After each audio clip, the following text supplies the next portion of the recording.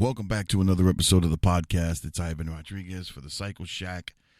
And what is going on? I cannot hear myself. Okay, we got this down packed. We're having technical difficulties, but we're working through it. All right, we're good. Welcome to another episode of the podcast. Let's try this again. It's Saturday, June 24th. I appreciate everybody taking the time to listen. I want to thank Anchor.fm, who is now Spotify Podcast, for sponsoring and throwing up this podcast. Check them out for all your podcast content creator and podcast listening needs. Check out Spotify Podcasts. It's an awesome platform. You will love it. I just wanted to jump on and do a quick podcast and say what's up to everybody. Hope everybody's doing well. We are now entering a rainy season in upstate New York. It went for about a month where it was very, very mild weather. By mild, I want to say between 67, 68 degrees, all the way up to as high as 75, 77, but very, very, very low humidity. So it was a real comfortable 70-something degrees. And it stood that way for about a month. We had a period of rain in between, but the rain was not very long. It's been very dry.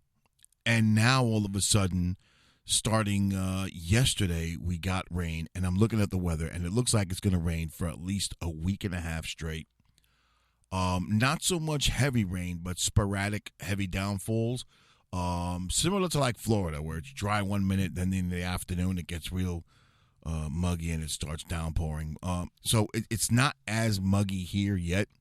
Today's high was about 80 degrees. So where I'm getting at is, I had plenty of time to seize, but since I've been working and doing stuff around the house, haven't had time to jump on the motorcycle. And again, I say it every year, I'm going to get out and ride and make the most of this season and hit the road and touch the road as much as I can. And sure as shit, I just never get to make it on the bike. So I still have more than half the season. So we got to rock and roll, get on that bike and start going for some cruises and putting some more miles on that bike. So, that being said, hope everybody's making the most of their time and getting out on those two wheels and enjoying the road. Yeah, definitely. A lot of things going on in the news, man. I mean, like I said, I just wanted to come on. I got nothing major to talk about. In looking at the news lately, and I say look at the news because I haven't seen the news. I don't watch newscasts anymore. I don't watch any news channels. I just look at what comes up on my phone and what you see on quick newsreels that come up. This whole submarine incident that happened, man, wow. And then I heard there was some kind of crazy thing that kind of diverted the attention from the submarine incident because I guess they're trying to bury the submarine incident. But I don't know. You don't know what to believe anymore, especially when it comes to our gov. So it is what it is. But, man, that thing's bringing a lot of attention to the media. And, it's crazy. It's on every channel. It's on everything, including social media platforms like TikTok and stuff. You got comedians getting criticized for making kind of comedic comments about the incident, not so much making fun of the incident, because that would obviously be mean, but using the incident itself to talk about comedic things, if that makes sense. Anyway, moving forward. I also noticed there's a lot of fires going on, man, in New York City. I actually heard that today. I'm about an hour and a half north of New York City, in the foothills of the Catskills. And, I still get New York City news. And again, in passing through channels, I'm seeing that the e-bike and e-scooters, they're catching on fire, man. The batteries on these things are just going bonkers. Now, I don't know if it's because you've got all these little Chinese companies making these e-bikes and e-scooters. By e-bikes, I don't mean e-bike like motorcycles. I mean like bicycles that have battery packs. and you don't have to pedal. You literally ride it like it's a little electric bike. And I don't know if it's because they're like made very cheaply and the batteries are going bananas, but batteries are just setting apartments and homes ablaze. Charging stations for these things, it's crazy. I think they said they're on their 20-somethingth fire in the past month or two in New York City alone, just because of the charging of the e-bikes and the e-scooters. It's crazy. And I've always said it, even with the cars and motorcycles, going electric, we're going to pay for that some way, somehow. That's going to wind up pretty catastrophic, in my opinion. But I could always be wrong, because who am I in the long run? Anyway, moving forward, I did see last week's launch of the Harley-Davidson Street Glide CVO and Road Glide CVO. I wasn't too impressed with these bikes when I read about them. I mean, let's take a step back. When I saw the photographs of these bikes, the photographs are so limited and they didn't really show much because they haven't released the bikes yet. So I kind of had a lot of negative criticism, and I was very skeptic. But in looking at the debut of these things, the way they came out, I'm kind of actually excited to see them in person now. Because, you know, when you look at a bike on TV or on a screen and then you look at it in person, it's a totally different thing. And, yeah, I want to see it for myself now. I even want to test ride one if I can. But the technology on these things is pretty cool. Both bikes come, the CVO, the 2023 CVO comes in Road Glide and Street Glide. They come in two colors. And there is no odometer, speedometer, whatever you want to call it. Everything is completely and totally digital on a display. There's no more gauges. The gauges are totally electronic, which is cool. Yeah. But the other features include the engine is liquid cooled heads and oil cooled with a factory installed oil cooler fan. So it's not just your average radiator for oil cooling with air blowing through it. There's a fan to assist that now. There's also the standard liquid cooled heads along with their own fans as well. So the bike is partially liquid cooled. You know, Harley is looking like they're heading in the direction where they're going to make a completely liquid cooled bike. You can't avoid it. Every motorcycle is going to have to go that way because of emissions. I'll guarantee that. But what I was looking towards for Harley to do was taking the Revolution engine, the new Revolution Max engine that they have in the 1250, and what do they call that? The adventure bike that they have, and popping it on a cruiser, because that thing's making 150 horsepower at 1200 cc. So imagine if they pumped that up to like a 1700 cc. How much horsepower could they make with that sucker with liquid cooling? It'd be awesome to see. And I think that's what a power plant that they would use to get their baggers down the road. Moving on to the CVOs, I thought they were cool. Got a little surprised at the end of the Harley-Davidson commercial. It was like a 15-minute commercial. The release came out on a Tuesday. And you know how since COVID, Harley's been releasing everything via YouTube, presenting the bikes as they come along. And they had these two riders. They had one rider riding the Road Glide, one rider riding the Street Glide. You couldn't see who it was or who they were. You just thought they were just two average test riders. And they were test riders, but they weren't your average test riders. I got the surprise at the end of the commercial when everything was done and they finished talking about the wheels, technology, body, blah, blah, blah, blah, blah. It's 15 minutes into the commercial. The commercial ends, and you see a set of green eyes in the helmet. You're like, that looks familiar. Why does that look familiar? It doesn't dawn on you that you may recognize the person. And sure as shit, when that's done, it closes, fades to black, and then you see two bikes riding towards a warehouse in the city, and it's evening, And it's the same two riders that they show throughout the entire 15-minute presentation that are testing the bikes. They pull into the warehouse. A representative from Harley-Davidson, I don't know his name offhand, is standing right between them and says, "What do you think?" All of a sudden, you've got, I don't want to mispronounce his name, but his name is, I think it's John Bernards and Rob Simmons, Cycle Fanatic and Be the Boss of Your Motorcycle. Two YouTubers that are like top YouTubers for motorcycle stuff. I thought it was cool. I think the way Harley is integrating the YouTube community, who they do talk to Harley a lot. They do send messages to Harley via YouTube. All right. You see it all the time. And they use the platform to kind of tell Harley, hey, this is what we're looking for.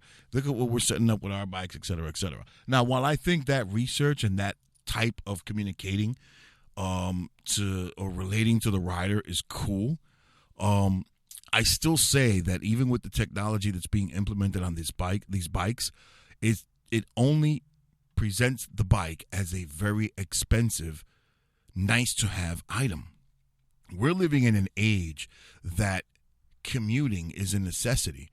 Not, cars are more expensive. Computer chips are more expensive. I am challenging motorcycle manufacturers other than Harley, because you can go and get a value on a Honda. Or I don't want a Honda. I don't want a Suzuki. I don't want a Yamaha. You know what I mean? I want a Harley. And I want Harley to turn around and make the more affordable bike for the everyday renter. You know what I mean? Not the guy who has a shop, who's building custom work, who takes a $40,000 CVO and takes that and turns it into something else. That's a guy who's already got some scratch. You know what I mean? I'm talking about someone like I'll even say like me, the average guy who maybe has a motorcycle, and they say once you own your first Harley, it's your ticket into the Harley kingdom. The Harley-Davidsons hold their value like you wouldn't believe. But anyway, that being said, I'd like them to come out like the 2020. I'm going to butcher this up because my memory is just horrible. The 2020 Electric Glide Standard. Okay.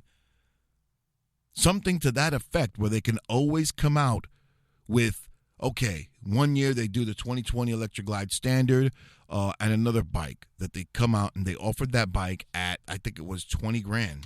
I'm sorry, $18,999 was the asking price of that bike, which is really, really not bad. It was a full-size bagger with a 107 engine. You didn't have cruise control. You didn't have a stereo. You didn't have speakers, but you had the Batwing fairing, and you had the saddlebags, and you had a single solo rider seat. That's okay, because now someone who can afford a $27,000, $30,000, $40,000 bagger can now afford that. And that is a better value used off the lot at a year old. You know what I mean? It's just better. And it would be nice if they came out with a Harley-Davidson, let's say, what's another popular model? Dyna Lowrider S. Come out with a Lowrider S that has nothing on it. Just plain. Or come out, and just Lowrider S look with the engine. With a 107, a scaled down 107, as opposed to the 114 or the 117, right? And put a nice price tag on that. I remember when what's the model? I remember when oh Lord, I hope I'm recording still here. Okay, yeah. When the Street Bob 114 came out, that was the ultimate in value. Okay, that was a very good value. That bike was being offered at $14,999, and it was awesome. Okay, that same bike now is at almost $20,000. We're talking like 2 or 3 years ago. It started out like that way, and they haven't changed much with it. It still has the same engine, the 114 on it, and it's at almost $20,000. Why? Why'd you take the value away from that? I'm talking every year come out with a bike on the entire lineup, like 1 year pick Sportster, 1 year pick a bagger, which they already did, the 2020 Electric Glide Standard, right? And make a value bagger for that year.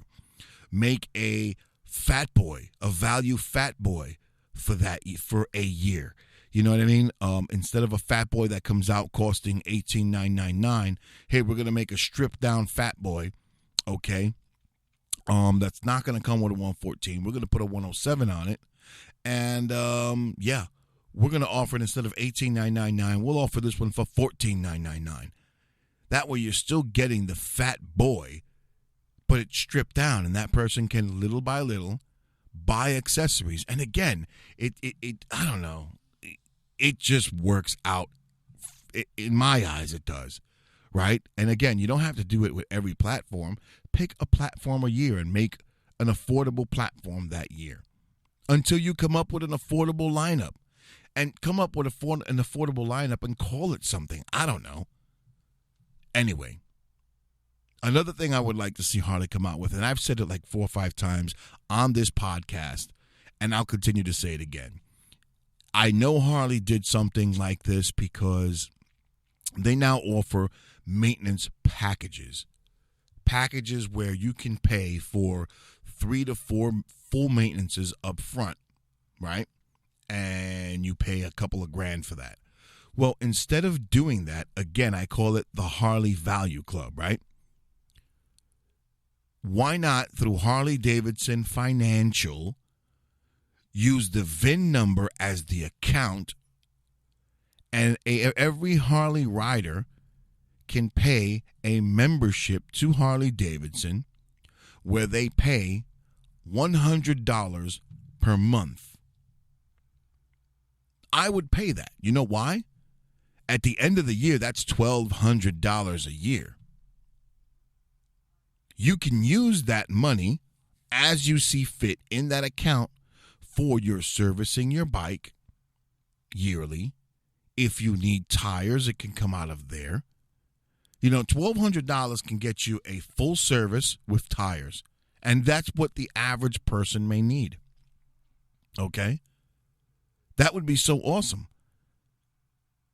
And if you can bank that and people can keep paying into that, and let's say they have tires that year that are good, they self-did their oil change, and they decided to take that money and leave it for upgrades to their bike. The point is, it's a membership that you pay. It's money and revenue that Harley-Davidson will be getting monthly, $100 a month, times 12 months, times however many Harley riders buy into this program. It's a win-win situation. All Harley has to do is, when a rider goes in for service, hey, something's wrong, my bike's not starting, hey, bring it in. The last time I did that, it was going to cost me almost $2,200. And I wound up trading it up for this bike. Well, why not just with that membership club, hey, it's going to cost $1,800. You've got $1,200 in the Harley-Davidson membership. It's only going to cost you $600. It's just easier on the pocket. Why do that? Because it's easier to pay a nut monthly than it is in one shot. How's that? I'm the average working Joe with a family. I'm a DIYer, and I can't afford, if my starter goes on the Harley, that's $400. Well, I can put it on a credit card. Again, I have other expenses, right? $400 is something that you should budget properly, especially if you live on an average salary. And you really got to think about, okay, you know what? This month I got something going on. I'm going to have to do it next month. And now you're out a month of riding. But anyway, I'm just using that as an example. It's probably a bad example. But it just goes to show Harley can make money hand over fist if they did that. And I preach that over and over and over again. Well, something like that is pretty hard to manage. What do you mean? Harley-Davidson already has a bank working with them. Harley-Davidson Financial, they call it. And how do you get memberships out there? Well, every bike has a VIN. You pay into that club with whichever. If you got 4 bikes, pick a bike. pick a VIN number, and that's what you're using it towards. You know what I'm saying? Put stipulations. Stipulations should apply. If you've got 4 bikes and you want all 4 bikes enrolled in that program, then you should be paying $400 a month. So that way all 4 bikes can benefit from that program. Or if you want just 2 out of the 4, then you should pay $200 a month. How do you identify? Well, VIN number. Harley does it with their hog membership. Same shit. When you pay the motorcycle, it's identified by the VIN number. So you do the same thing. I mean, it's a win-win situation. It's not rocket science. It really, really isn't. I think Harley-Davidson has the way to do that. The only problem I see is that every individual dealership is different. Harley-Davidson should just come up with a different division. Okay? It's ran through Harley Corporate. Okay? And the dealerships benefit from it. Period. Because it's money that's going to Harley Corporate. And all Harley has to do is talk to the independent dealer and say, hey, if you're an independent Harley dealer, you will always accept this. And you will, again, there's a way to do it. I'm making shit up. There's a way to do it. It's just got to be done. And it will work out a whole lot better for the average person. Think of it. I mean, you got $500-600 sitting in that account. You go on a long trip from New York to Florida, Daytona Bike Week, right? And there's plenty of Harley-Davidson dealerships on the way down in between. There's Georgia. In every state, there's a Harley dealership right off 95. Okay? You're taking 95 south to go to Daytona Bike Week. You break down in Georgia. You're on the side of the road. You can't get it going. Well, so-and-so Harley-Davidson is 20 minutes from here. If you call them up and they have a deal with a tow company, they can come get you, and it comes out of that account. You got $600, $1,200, whatever you got in there. Hey, you need to know this, you need to know that. But you got it covered. You have the membership, you got $1,200. So it's covering the tow and the part needed. The only unfortunate thing is that maybe they don't have the part on site, but that's a chance you take. It's better to know that you might have to leave the bike there. Maybe they can work out a loaner bike system, or I don't know. But the point is the opportunity is there. So I'll leave it alone. I'm just thinking out loud. But anyway, an affordable bike platform, an affordable bike lineup, and one affordable bike of every different kind of bike every year would be nice. Come out with a new 2023 Electric Glide Standard, which we'll call it the Standard line. There you go. This year we come out with 2023, we're going to do the Electric Glide Standard. It's a bagger that just comes with a batwing fairing and saddlebags and a one-up seat. No cruise control, no two-up seat, no bike rack, no trunk. No bike rack, no rack, no trunk. No stereo, nothing. Just plain. No anti-lock brake system. You take all that shit off. Okay? And you keep the paint job simple. You keep that black paint that people are tired of seeing. But the bottom line is it's affordable. It's a baseline bike it's a blank canvas for DIYers and bike builders. That's all it is. Next year you do the Fat Boy. Another year you do the Sportster. Another year you do the Low Rider S, etc., etc., etc. Moving on. So I got to see that I read a lot of articles on motorcycles, and my computer just went into sleep mode. So apparently there is an American motorcycle company that just started up, and they are claiming that they have a bike that's their signature bike. It's a 2,000cc American-made motorcycle that can beat Harley-Davidson at its own game. They're called Audette motorcycles.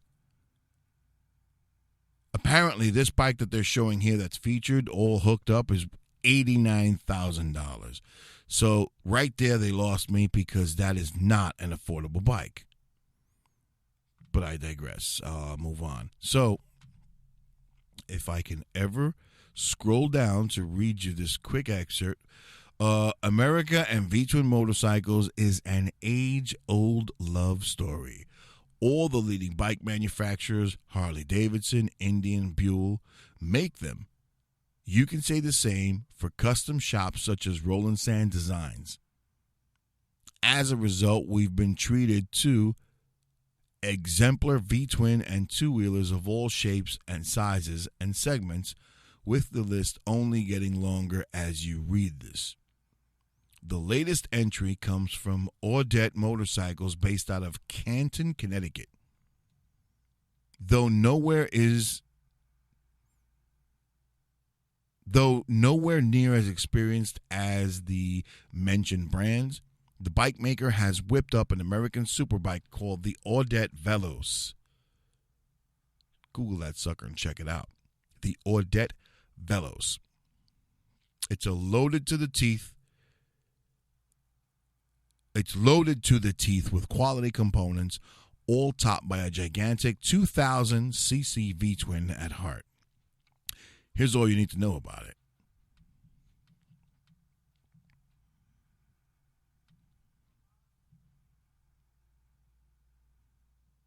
I'm not going to get into what it has. For $89,000, I'm sure you know it has all LED. It's got a V-twin. What type of V-twin it has? It looks like an Indian V-twin engine, but it does not say. If I can look, what does it look like? Well, it looks sort of like if you've seen Keanu Reeves and Garth Hollinger's bike, the Arc, it looks something like that, but instead of a Harley replica engine, this looks like an Indian replica engine. It's got the heads have the rounded edges. Well, let me see. Could I confirm that it is an Indian platform? Maybe they're doing what other bikes do. Semi-digital instrument cluster. You know what? It's not. It says over 125 horsepower. Okay, that's not bad. Here you go. Under the skin, Audette Veloce employs the Indian Thunderstroke 111 CI air-cooled V-twin powerhouse. Not much of it remains stock. It now displaces 126 CI or 2,064 cc and runs at a compression ratio of 11:1. I knew it. So they're pretty much taking an Indian engine, hyping it up, and using it for their power plant. So it is a cool looking bike, but it doesn't really look like a cruiser. It looks like a racing bike. It looks like something you would use for the track. But I don't see how that would be. They're another American custom motorcycle company. I mean, this is a custom job. You can't compete with Harley if you're just a custom shop. You're taking, I don't know. It is what it is. Check it out for yourself. It's the Audette Veloce. You can check it out at topspeed.com. A 2,000cc American-made V-twin motorcycle using the Indian Thunderstroke 111 power plant. Not bad, but I still don't think it's another American motorcycle manufacturer. It's another American motorcycle custom shop. I'd say that. Hey, if you like the podcast, give me a comment. Hit like. Subscribe to the podcast. Keep listening. I appreciate you. Check it out on Facebook, the Cycle Shack Podcast, at Facebook, and send me emails. You can send me photos of your bikes or anything you want at the Cycle Shack Podcast at gmail.com. Thanks again for listening. Thanks for hitting the download button. I appreciate you guys. I'll see you soon.